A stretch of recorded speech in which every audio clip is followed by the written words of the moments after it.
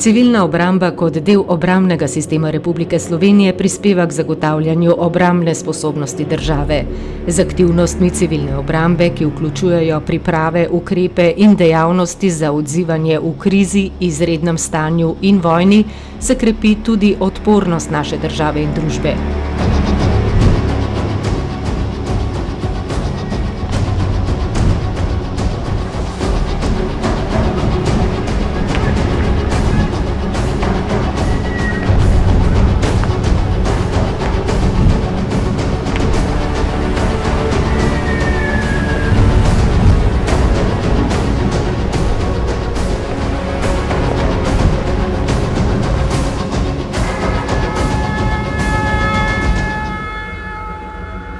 Začetki delovanja slovenske civilne obrambe segajo v leto 1991, od pekrskih dogodkov do razglasitve neodvisne države.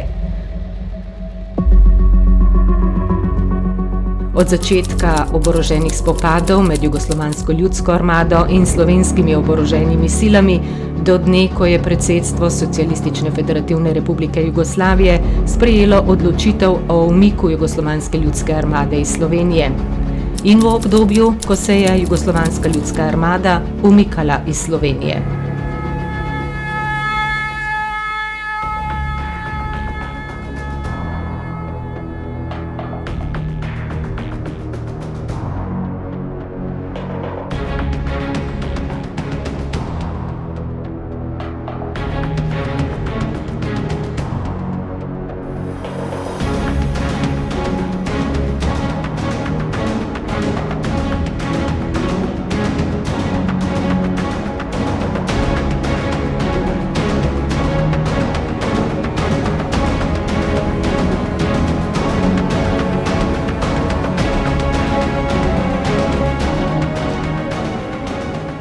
V času oboroženega spopada junija in julija 1991 v Sloveniji se je izkazalo, da je vojaški odpor lahko uspešen le, če je podprt z učinkovito civilno obrambo, obveščanjem in informiranjem javnosti ter drugimi nevojaškimi oblikami obrambe prebivalstva.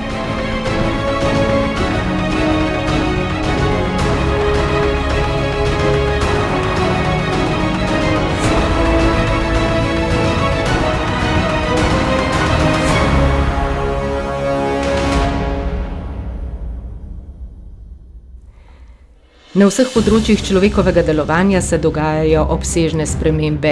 Z vidika civilne obrambe pa so pomembne predvsem spremenjene mednarodno-politične, ekonomske, varnostne in obrambne razmere, ki predstavljajo nove zahteve in izzive, na katere se moramo dobro pripraviti, jim uspešno kljubovati oziroma se nanje ustrezno odzvati. Civilna obramba in odpornost vseh področij delovanja države in družbe sta zato neločljivo povezani.